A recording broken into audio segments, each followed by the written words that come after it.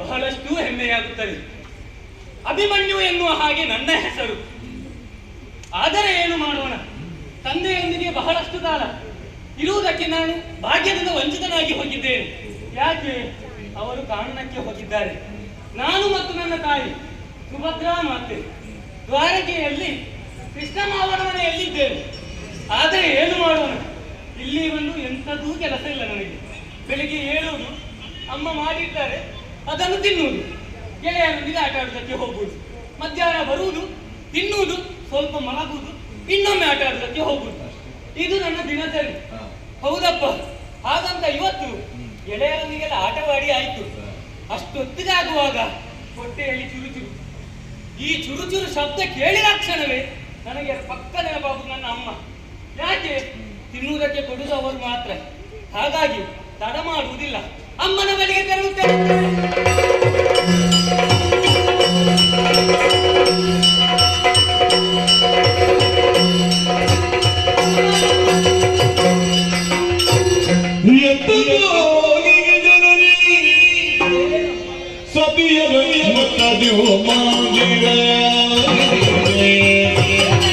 ಜನನಿ ಹೋಗಿ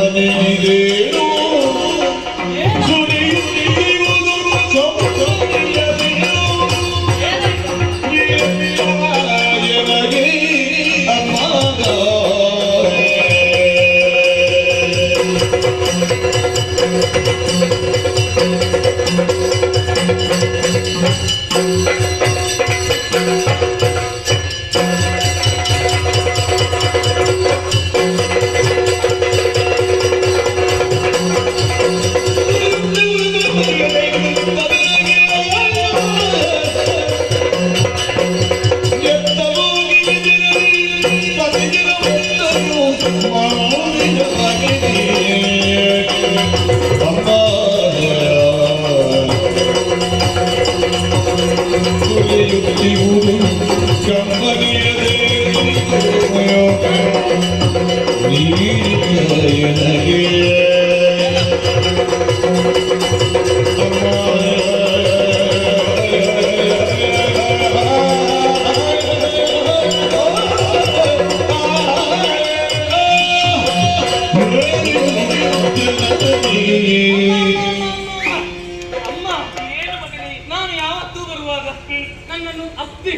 ಹಿಡಿದು ಮುದ್ದಾಡುತ್ತಿದ್ದವರು ನೀವು.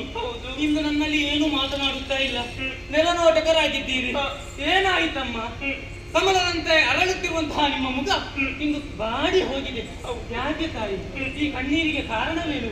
ನಿಮ್ಮ ಮಗ ಅಭಿಮನ್ಯು ಬಂದಿದ್ದೇನೆ ನನ್ನಲ್ಲಿ ಹೇಳಿ ತಾಯಿ. ಮಗನೇ ಸುಕುಮಾರ ಸಚಿತರು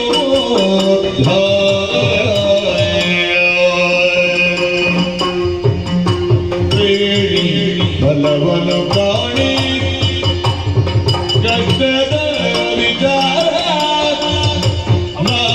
ಬೆಳಿಕಡುವನು ನೋಡಿ ಕಷ್ಟದ ವಿಚಾರ ಯತನಮ್ಮನು ಪರಮ ಪುರುಷನ ಬೈರಿ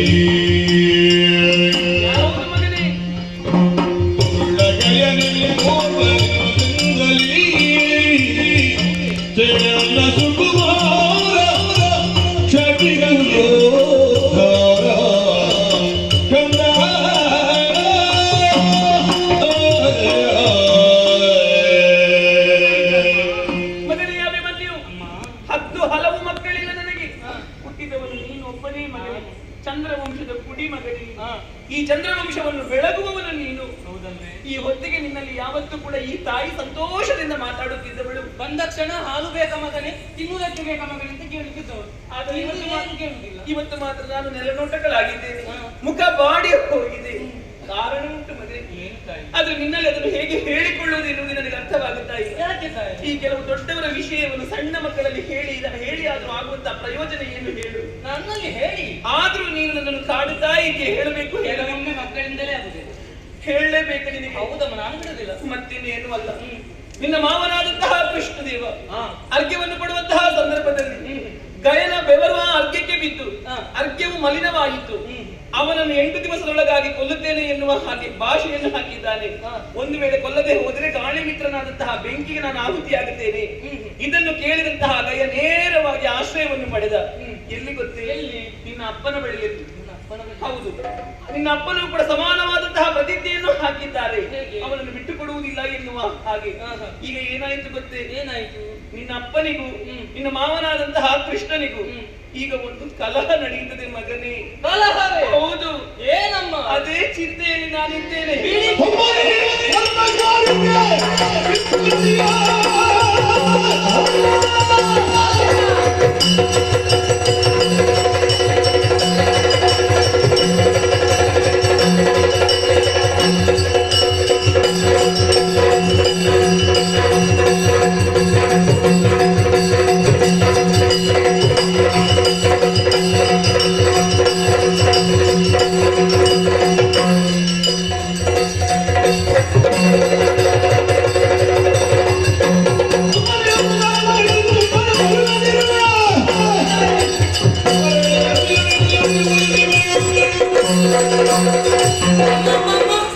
ಹೇಳಿದ ಮಾತೇನು? ಅದೇ ದುಃಖದಲ್ಲಿದ್ದೇನೆ. ನಿಮ್ಮ ಮಾತನ್ನು ಕೇಳುವಾಗ ನನಗೆ ಕೋಪ ನೆತ್ತಿಗೇರುತ್ತ ಉಂಟು. ಯಾಕೆ?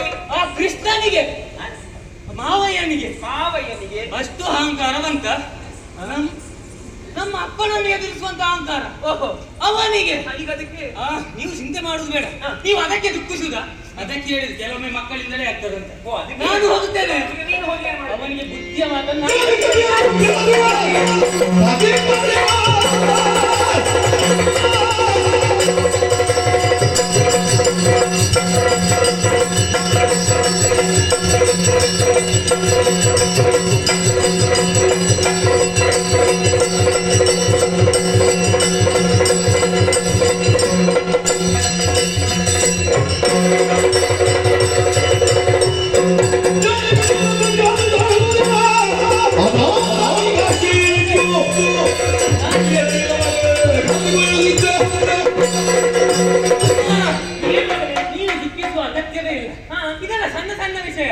ಅವನಿಗೆ ಹೋಗಿ ನಾನು ಬುದ್ಧಿಯ ಮಾತನ್ನು ಹೇಳುತ್ತೇನೆ. ಸಣ್ಣವರು ದುಃಖ ಮಾಡ್ತಾರೆ ಇದಕ್ಕೆ, ಸಣ್ಣ ಸಣ್ಣ ವಿಷಯಕ್ಕೆ. ಸಣ್ಣ ಹೌದು, ಆದ್ರೆ ನೀನು ಯಾಕೆ ಇವತ್ತು ದುಃಖ ಮಾಡಿದೆ ಅಂತ ಗೊತ್ತಾಗಿಲ್ಲ.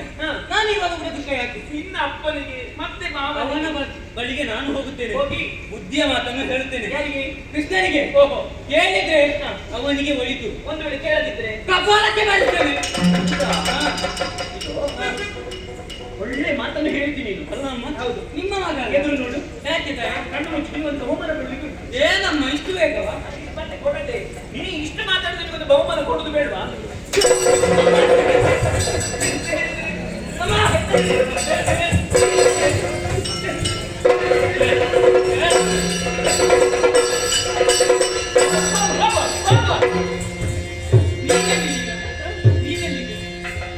ನನ್ನ ಮಾವನಿಗೆ ಜೋಡಿಗೆ ಹೋಗೋದು. ನನ್ನ ದುಃಖಕ್ಕೆ ಏನಾದ್ರು ಒಂದು ಪರಿಹಾರ ಕೊಡ್ತೇನೆ ಅಂತ ನಾನು ಭಾವಿಸಿದ್ರೆ ಮಾವನಿಗೆ ಕೊಟ್ಟದಲ್ಲ ಈಗ ಪರಿಹಾರ. ಎಂತ ಕೊಟ್ಟದ್ದು? ಪರಿಹಾರ ನಾನು ಕೊಡ್ತೇನೆ. ಅದು ಎಂತಕ್ಕೆ? ಈಗ ನಾನು ನನ್ನ ಅಣ್ಣನ ಬಳಿಗೆ ಹೋಗ್ತಾ ಇದ್ದೇನೆ. ಹೌದಾ? ನೀ ಇಲ್ಲಿ ಇರು. ನಾನು ಬರ್ತೀನಮ್ಮ. ಯಾಕೆ ಹೇಳೋದು?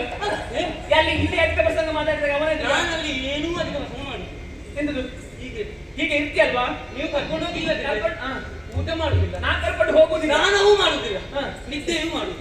ಒಳ್ಳೆ ಕಥೆ. ನಾನು ಹೀಗೆ ಇರುತ್ತೇನೆ. ಮಕ್ಕಳು ಹಠ ಇಟ್ಟಿದ್ರೆ ಕಷ್ಟ. ಹೌದು, ಸ್ನಾನ ಮಾಡುದಿಲ್ಲ ಮತ್ತೆ. ಈಗ ಸ್ನಾನ ಮಾಡಿದ್ದು ಹೀಗೆ ಇನ್ನು ಸ್ನಾನ ಮಾಡದಿದ್ರೆ ಹೇಗೆ? ಆಯ್ತು, ನೀನು ಬಾ, ಬಾಯಿ ಮುಚ್ಚಿ ಕೈ ಕಟ್ಟಿ ಬರ್ಬೇಕು.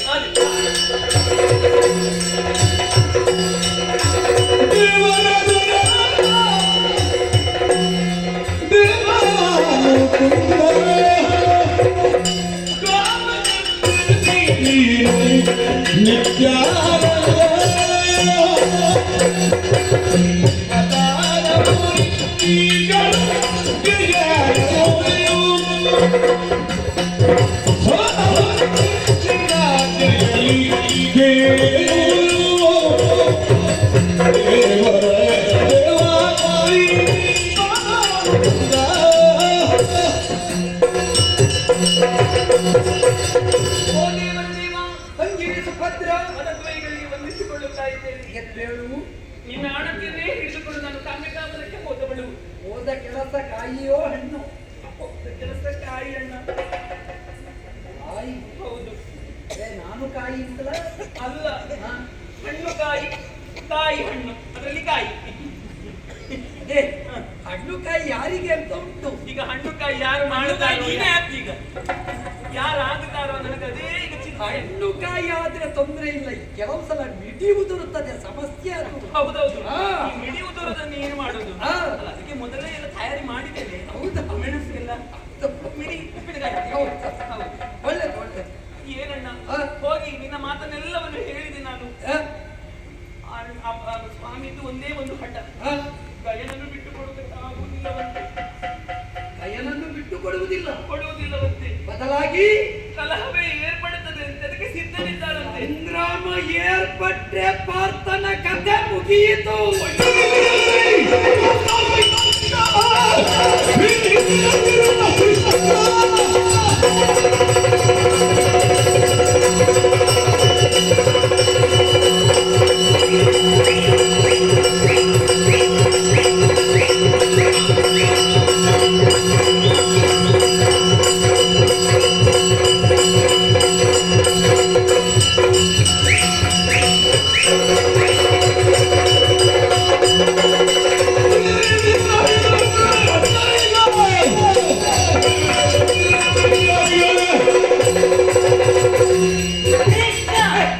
ಶಾಂತಪ್ಪ. ಮಾವಯ್ಯ, ಮಾವ ಅಂತ ಹೇಳು. ನೀವು ಯಾಕೆ ಅವಸರ ಮಾಡುದಿಲ್ಲ? ನೀ ಮಾವ ಅಂತ ಹೇಳಿ ಕರೀತೇನೆ ಮಾವಯ್ಯ.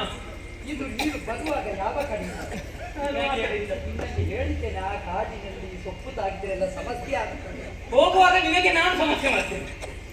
ಏ ಪಾಪಿ! ಪಾಪ. ನೀನು ನನ್ನ ಬಿಡು.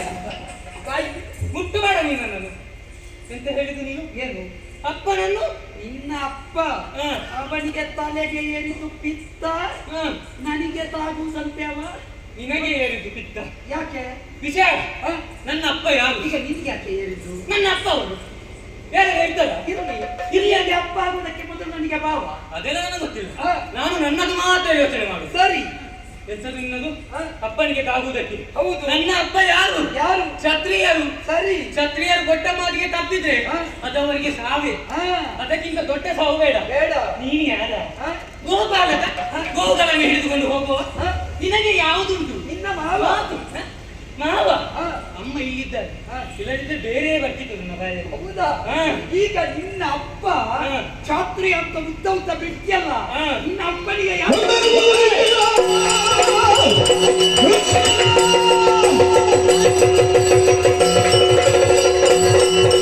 Oh,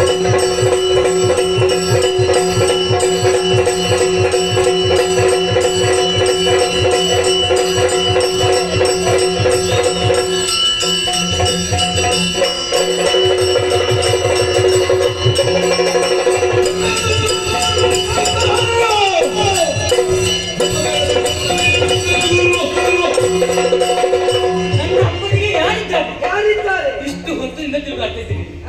ಇವನಿಗೆ ನಾನು ಕಣ್ಣಿಗೆ ಕಾಣುವುದಿಲ್ಲ. ಇಲ್ಲಪ್ಪ. ಅವನಿಂದಲೇ ಹುಟ್ಟಿದ ಮಗ ಅಭಿಮನ್ಯು ನಾನಿದ್ದೇನೆ. ಶಾಬಾಸ್. ಮತ್ತೊಂದು ಹ. ಇವನ ವಿಚಾರ ನನಗೆ ಗೊತ್ತಿಲ್ಲ ಅಂತ ಭಾವಿಸಿದೆ. ಹ. ಎಲ್ಲವೂ ಗೊತ್ತುಂಟು. ಏನು ಗೊತ್ತು? ಈಗ ಆ ಕಂಬಕ್ಕೆ ಹ. ಒಂದು ಸೀರೆ ಅನಿಸುತ್ತೆ ಹ. ಇವರ ಅಪ್ಪ ಹೋಗಿ ಇದು ಗಂಡ ಹೆಣ್ಣ ಅಂತ ನೋಡುವ. ಇವ ಗಂಡ ಹೆಣ್ಣ ಅಂತ ನೋಡುವ. ಇವ ಬೇಗ ಹೋಗು. ಬೇಗ ಹೋಗಿ. ಏನೋ ಅದು ನಾನು ಹೇಳಿದ್ದು ಸರ್, ನಿಮಗೆ ಹೇಳಿದ್ದು ಹಾಗೆ. ಬೇಗ ಹೋಗಿ. ಅಮ್ಮ ನೀವು ಸ್ವಲ್ಪ ಸುಮ್ಮನೆ ಇರ್ಬೇಕು. ಈಗ ನಾನು ಮಾತಾಡ್ತೀನಿ, ನೀವು ಮಾತಾಡು. ಸುಭದ್ರ ಕೆಲವೊಮ್ಮೆ ಸುಭದ್ರ ಏನಿದ್ರು ನನ್ನ ಶಿಷ್ಯನೇ. ನನ್ನ ನೀನು ಹಾಗೆ ಮಾತಾಡ್ತೀಯಾ? ಅಲ್ಲ ಇಲ್ಲ, ಕೆಲವು ಸಲ ಕಲಿಯುವಾಗ ಎಂತ ಸಮಯ ಹೋಗಿ ಅವನೀಗ ತಲೆಯಲ್ಲಿ ಉಂಟು. ಇವನಿಗೆ- ಯಾರು ಮಾತಾಡುವವರಿಲ್ಲ ಅವನಿಗೆ. ಇವರಿಗೆಲ್ಲ ನಾವು ಅವಕಾಶ ಪಡೆದೆ ಭಕ್ತಿ ಯಾರು ಕೊಡು. ಅದೇ ಅದೇ ನಿನ್ನ ಪೆಟ್ಟಿಗೆಗೆ ಕೈ ಹಾಕ್ತಾನವ.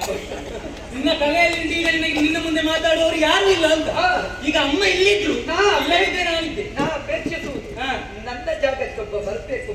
ಬಿಡುವುದಿಲ್ಲಪ್ಪ. ಹಾ. ನಿನ್ನನ್ನು ಹೀಗೆ ನಾನು ಬಿಡುವವನೇ ಅಲ್ಲ. ಸರಿ. ಯಾಕೆ? ಹಾ. ನೀನು ಸೀರೆ ಕಳ್ಳ, ಹಾ. ಹೆಣ್ಣು ಕಳ್ಳ, ಹಾ. ಮಣ್ಣು ಕಳ್ಳ, ಹಾ. ಹೊನ್ನು ಕಳ್ಳ, ಹಾ. ಬೆಣ್ಣೆ ಕಳ್ಳ, ಹಾ. ಎಂತೆಂತ ಕಟ್ಟಿದ ಅಂತ ಅವನಿಗೆ ಗೊತ್ತಿಲ್ಲ. ಹಾ, ಹಾ. ಇಂಥವನು ಹೋಗಿ ನನ್ನ ಅಪ್ಪನ ಬಗ್ಗೆ ಮಾತಾಡ್ತಾ ಇದ್ದಾನೆ. ಏ ಹಾ. ಸಾರಿ ಹೇಳ್ತಾ ಇದ್ದೇನೆ. ಹಾ. ಇನ್ನೊಂದು ವಿಷಯ, ಕಂಸ ಹಾ. ಇವನ ಮಾವ ಇದ್ದಾನಲ್ಲ ಕಂಸ. ಈಗ ಹಾ. ನೀನು ಈಗ ನನ್ನಕ್ಕೆ ಬಡಿ ಹೌದು. ಬಡಿ. ಹಾ. ಸರಿ, ಹಾ. ನಾನು ಸಂಬಂಧದಲ್ಲಿ ಯಾರು? ಮಾವ. ಮಾವನಿಗೆ ಹೊಡಿದ್ರೆ ಏನಾಗ್ತದೆ? ಪಾಪ ಬರ್ತದೆ ಒಂದು ಮಗ. ಒಂದು ವಿಷಯ ಹಾ. ಪಾಪಿಗೆ ಹಾ. ಹೊಡಿದ್ರೆ ಎಂತದು ಪಾಪ ಬರುವುದಿಲ್ಲ. ಹಾ. ನೀನು ಪಾಪಿ. ಹೇಗೆ? ಎಂತದು? ಹೌದು, ಆ ವಿಷಯ ಹೌದು. ನಿನಗೆ ಮಾವನಿಗೆ ಪಾಪ ಆದ್ರೆ ನಿನಗೆ ಪಾಪ ಬರಲಿಲ್ಲ. ನನಗೆ ಎಷ್ಟೆಷ್ಟು ಬೆಂಬಲಿಗ. ಹೌದಾ?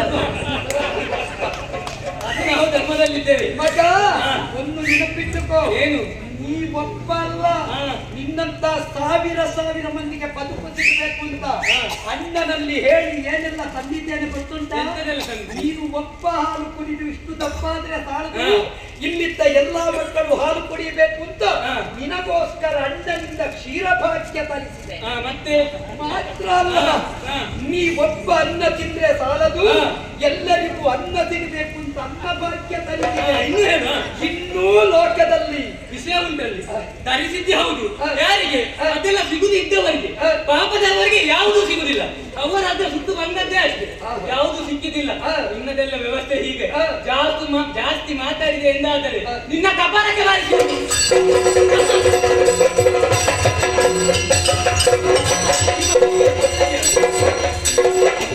ಸುಭದ್ರ, ಈ ಅಡ್ಡರನ್ನೆಲ್ಲ ಬಡಿದ್ರೆ ಪಾಪ. ನಾ ಬರುದಿಲ್ಲ. ನೀ ಭಾರತೀಯರಿಗೆ ಹೋಗ್ತೀನಿ. ಮಗ ಬಾ. ಈಗ ಇನ್ನು ಬರುತ್ತ ಯಾರನ್ನಾದ್ರೂ ನಮ್ಗೆ ನೀನು ದೊಡ್ಡ ಕೂತಂತೆ. ಇಲ್ಲಿ ಬಾರಿ. ನಿನಗೆ ಬಾಯಿ ಮುಚ್ಚಿಕೊಂಡು ಇಲ್ಲಿಗೆ ಬರ್ಲಿಕ್ಕೆ ಹೇಳಿದ್ದಲ್ಲ ನಾನು. ಹ? ಅಮ್ಮ, ಬಾಯಿ ಮುಚ್ಚಿಕೊಂಡು ಬರ್ಲಿಕ್ಕೆ ಹೇಳಿದ್ದಲ್ಲ ನಿನಗೆ ನಾನು. ಈಗ ನನ್ನನ್ನು ಮುಟ್ಟಿದೆ. ಓ, ನೀನೇ. ಹೋಗು. ಹೋಗು, ನಡೆ ನಡೆ ಒಳಗೆ. ನಡೆ, ನಡೆ. ಇರುವಾಗ ನೀನು. ಅಣ್ಣ, ಯೋಚಿಸಬೇಕು. ಮಕ್ಕಳು ಮಾತಾಡಿದ್ದನ್ನೆಲ್ಲ ಮನಸ್ಸಿಗೆ ಹಚ್ಚಿಕೊಂಡ್ರೆ ಮತ್ತೆ ಆಗ್ಲಿಕ್ಕಿಲ್ಲ ಅದು. ಅಲ್ಲ, ಒಂದು ವಿಷಯ ಎಂತದ್ದು? ಇದೇ ದಾರಿಯಲ್ಲಿ ನೀವು ಹೋಗುದಾ? ಏನಾಯ್ತು? ಬಂಡೆಕಲ್ಲು ಹಾಕಿ ನನ್ನ ಸಾಯ್ತು.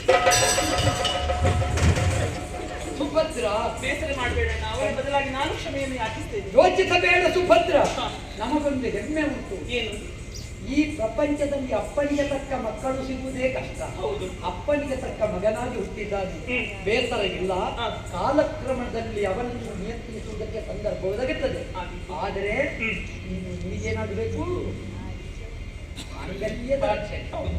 ಯಾವತ್ತಿದ್ದರೂ ಕಟ್ಟಿಸಿದವ ಯಾವತ್ತೂ ಕಿತ್ತುಕೊಳ್ಳಲಾರ. ಹ್ಮ್. ಯೋಚನೆ ಮಾಡಬೇಡ. ಹಾ. ಈ ಬಗ್ಗೆ ನಾ ಚಿಂತಿಸ್ತೇನೆ. ಚಿಂತಿ